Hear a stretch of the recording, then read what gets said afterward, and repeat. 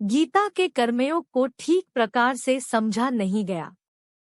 गीता में महर्षि वेदव्यास ने स्पष्ट कहा है कि यह एक प्राचीन साधना है जो लुप्त हो गई थी, जिसे यहाँ पुनर्जीवित किया जा रहा है।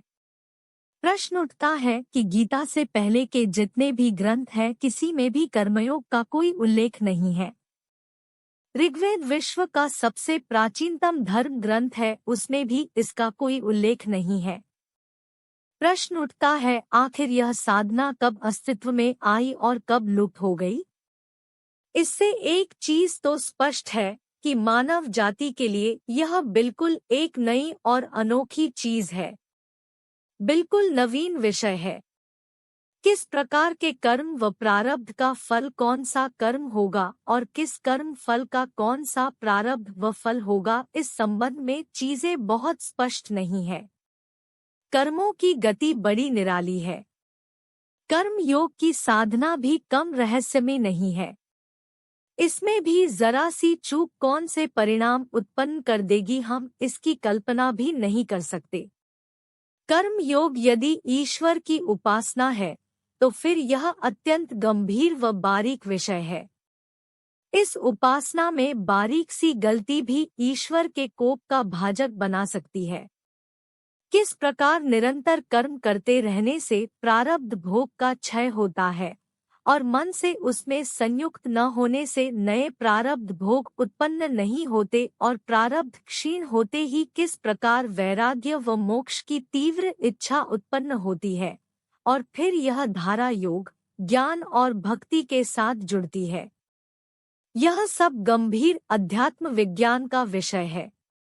श्रीमद् भागवत में देवर्षि नारद महर्षि वेदव्यास के सम्मुख यह प्रश्न उठाते हैं कि आपके कर्म योग के साधनों को मनुष्य समझ नहीं पाएंगे और उसे नकारात्मक अर्थों में लेंगे, और वेद व्यास इस प्रश्न पर मौन रह जाते हैं। नारद जी की आशंका सही थी, लोग वास्तव में इसके गलत अर्थ निकालते हैं। कर्म योग नदी की एक विशाल धारा है और मनुष्य इस नदी में तैरती मछली।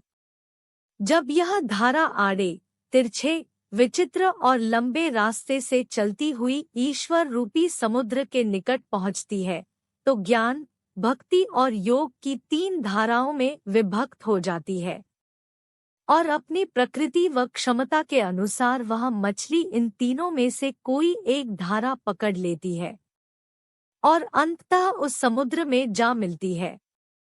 अर्थात प्रारंभ से लेकर अंत तक यह संपूर्ण साधना कर्मयोग ही है। मछली उसी कर्मयोग रूपी नदी में ही रहती है और निरंतर तैरते हुए अपना कर्म करती रहती है। एक क्षण के लिए भी वह प्रारंभ से लेकर अंत तक अपने कर्मों का त्याग नहीं करती। केवल कर्म का स्वरूप, उसकी दिशा और धारा बदल जाती है।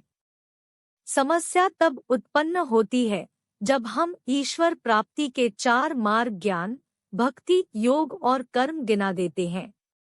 यहीं से सारा कंफ्यूजन उत्पन्न होता है। लोग ज्ञान, भक्ति और योग को कर्म से अलग मान लेते हैं, उसे कर्मों का त्याग मान लेते हैं, जबकि वह भी एक प्रकार के कर्म है। ईश्वर प्राप्ति का केवल एक ही मार्ग है और वह है कर्म योग। ज्ञान, भक्ति और योग भी कर्मयोग के ही अंतर्गत है। वह भी एक प्रकार के आध्यात्मिक कर्म है।